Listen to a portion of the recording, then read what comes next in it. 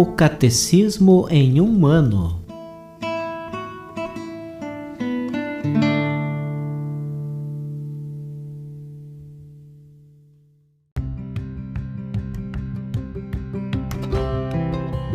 Olá, eu sou o Jefferson, seminarista na Diocese de Ponta Grossa, Paraná.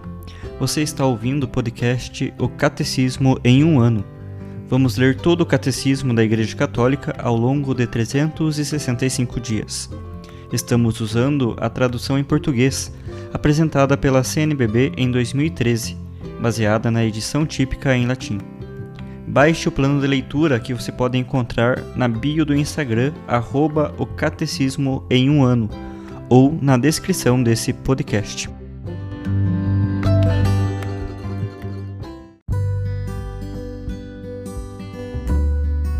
Chegamos ao dia 277 do nosso podcast, o Catecismo em um ano. Estamos lendo a terceira parte, A Vida em Cristo, na sua segunda sessão, Os 10 Mandamentos. Hoje nós leremos dos números 2180 ao 2183.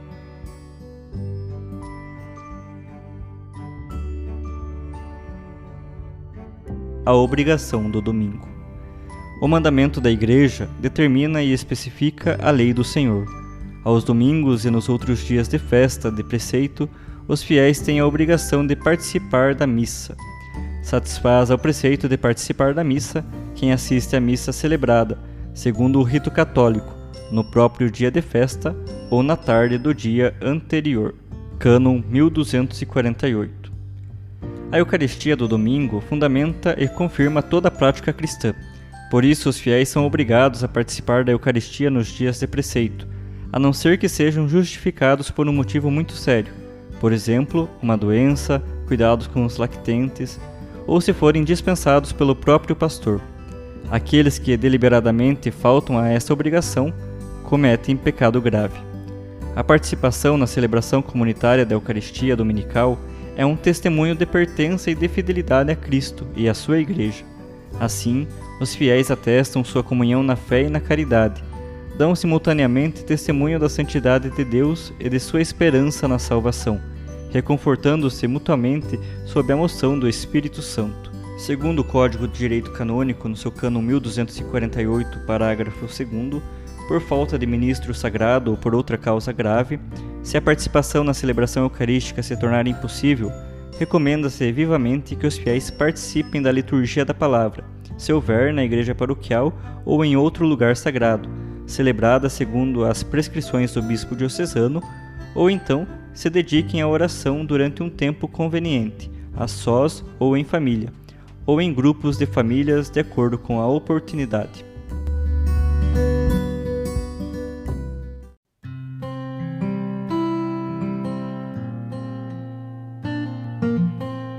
Hoje nossa catequese será tirada da homilia do Papa Bento XVI, na conclusão do Congresso Eucarístico Italiano, na solenidade de Corpus Christi, no dia 29 de maio de 2005, em Bari.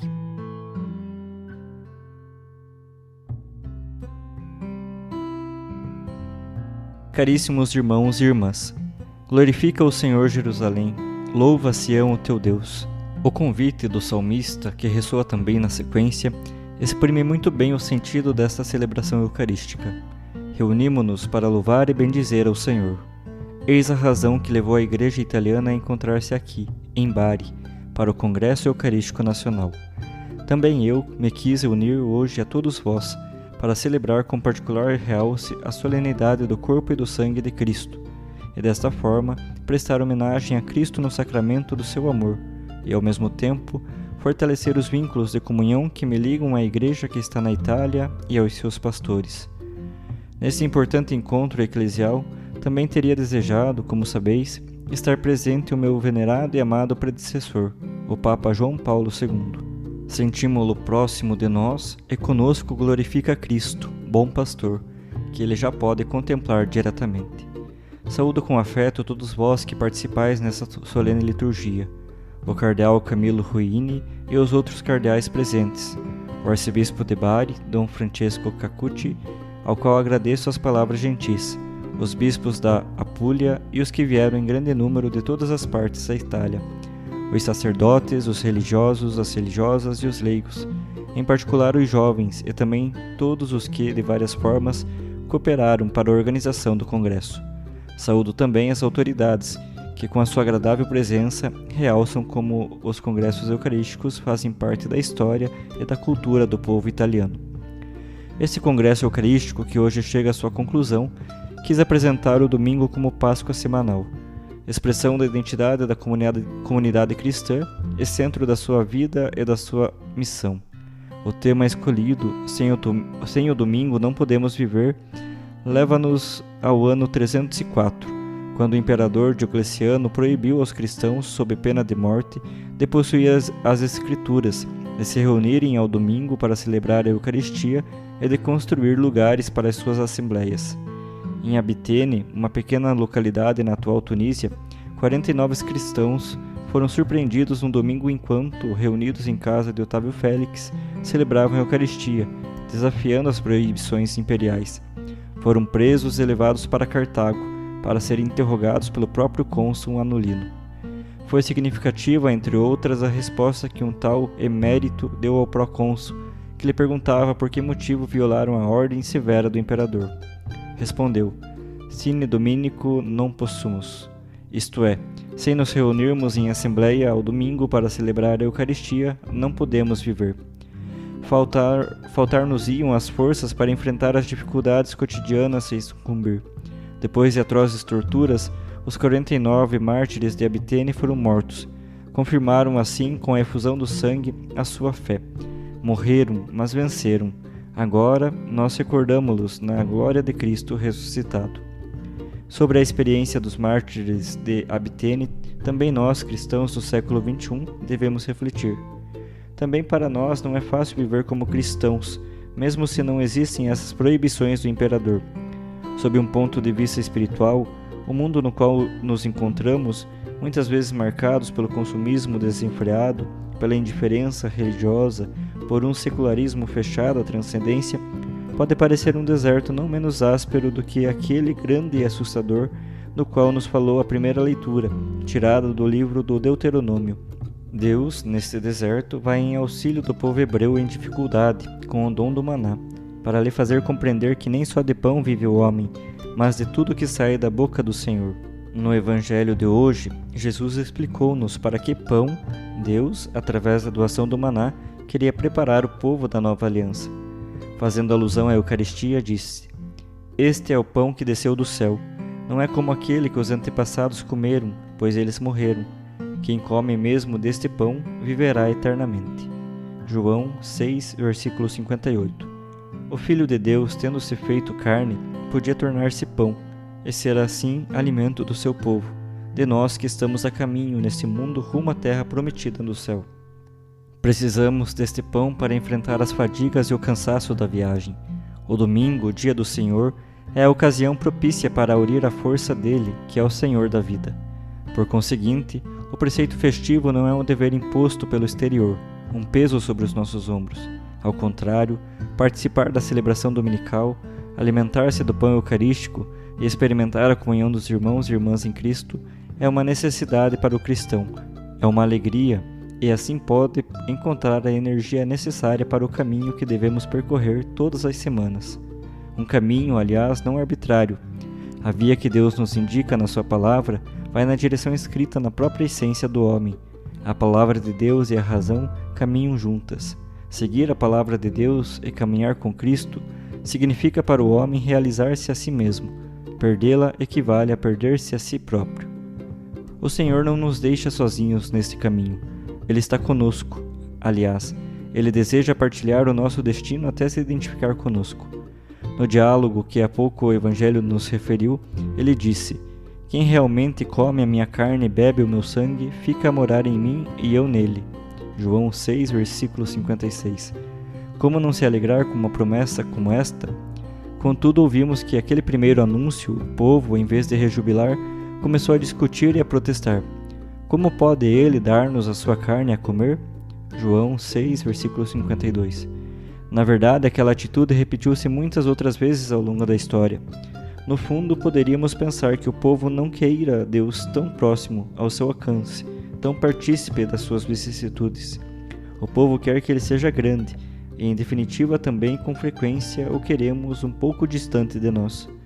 Levantam-se então questões que pretendem demonstrar, no fim, que uma semelhante proximidade é impossível, mas permanecem em toda a sua clareza as palavras que Cristo pronunciou naquela ocasião. Em verdade vos digo, se não comerdes mesmo a carne do Filho do Homem e não beberdes o seu sangue, não tereis a vida em vós. João 6,53. Na verdade, precisamos de um Deus que esteja próximo. Perante os murmúrios de protesta, Jesus poderia ter optado por palavras tranquilizantes.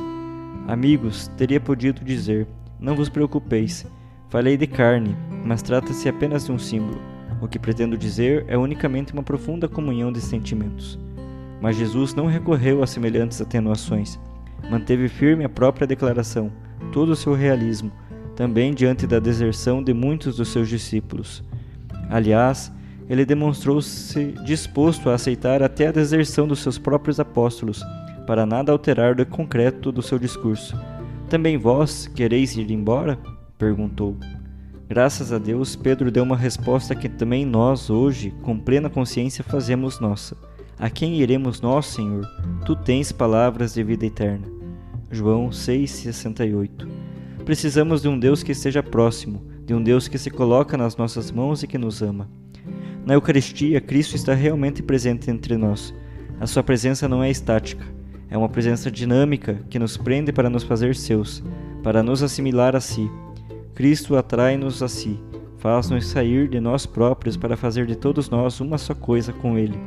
Desta forma, Ele insere-nos também na comunidade dos irmãos, e a comunhão com o Senhor é também a sempre comunhão com os irmãos e as irmãs. E vemos a beleza dessa comunhão que a Sagrada Eucaristia nos proporciona. Alcançamos aqui uma ulterior dimensão da Eucaristia, sobre a qual gostaria ainda de falar antes de concluir. O Cristo que encontramos no sacramento é o mesmo aqui em Bari como em Roma, na Europa como na América, na África, na Ásia, na Oceania. É o único e o mesmo Cristo que está presente no pão eucarístico de qualquer lugar da terra. Isto significa que nós só o podemos encontrar juntamente com os outros. Só na unidade o podemos receber. Não foi porventura isto que nos disse o apóstolo Paulo na leitura que há pouco ouvimos? Ao escrever aos Coríntios, ele afirma: uma vez que é um único pão, nós, embora muitos, somos um só corpo, porque todos participamos desse único pão. 1 Coríntios 10, versículo 17. A consequência é clara: não podemos comunicar com o Senhor sem comunicar entre nós. Se nos quisermos apresentar a Ele, devemos também mover-nos para irmos uns ao encontro dos outros. Por isso é preciso aprender a grande lição do perdão. Não deixemos que o nosso ânimo seja corroído pelo ressentimento, mas abramos o coração à magnanimidade da escuta do próximo. Abramos o coração à compreensão em relação a ele, à eventual aceitação das suas desculpas, à generosa oferta das próprias. A Eucaristia, repetimos-lo, é sacramento de unidade, mas infelizmente os cristãos estão divididos, precisamente no sacramento da unidade. Muito mais devemos, amparados pela Eucaristia, sentir estimulados a tender com todas as forças para aquela unidade plena que Cristo desejou ardentemente no cenáculo. Precisamente aqui, em Bari, feliz Bari, cidade generosa que conserva os ossos de São Nicolau, terra de encontro e de diálogo com os irmãos cristãos do Oriente, gostaria de repetir a minha vontade de assumir como compromisso fundamental o de trabalhar com todas as energias para a reconstituição da unidade plena e visível de todos os seguidores de Cristo. Estou consciente de que para isto não são suficientes as manifestações de bons sentimentos. São necessários gestos concretos que entrem nos ânimos e despertem as consciências, solicitando cada um àquela conversão interior, que é pressuposto de qualquer progresso no caminho do ecumenismo. Peço a todos vós que tomeis com decisão o caminho daquele ecumenismo espiritual, que na oração abre as portas ao Espírito Santo, o único que pode criar unidade. Queridos amigos que viestes a Bari e de várias partes da Itália para celebrar esse congresso eucarístico, nós devemos redescobrir a alegria do domingo cristão. Devemos redescobrir com orgulho o privilégio de poder participar na Eucaristia, que é o sacramento do mundo renovado.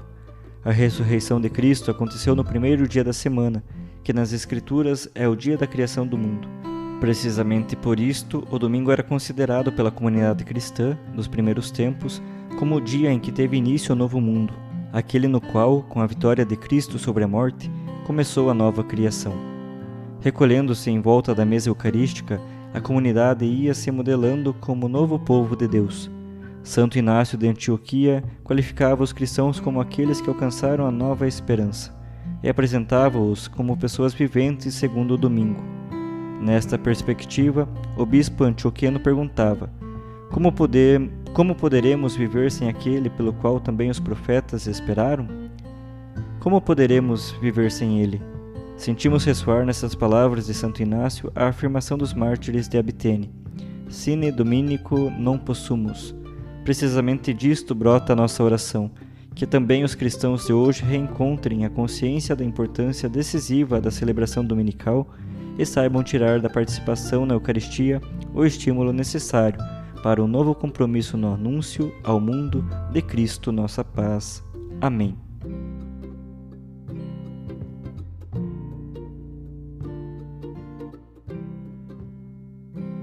Os textos dos discursos papais encontram-se na íntegra no site da Santa Sé, vatican.va.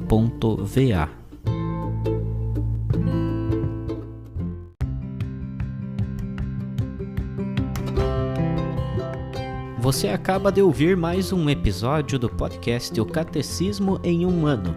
Continue nesse bom propósito de aprofundar o conhecimento e a vivência da fé católica e procure participar da sua comunidade. Rezemos por todos que estão fazendo esse caminho de leitura do Catecismo. Até amanhã!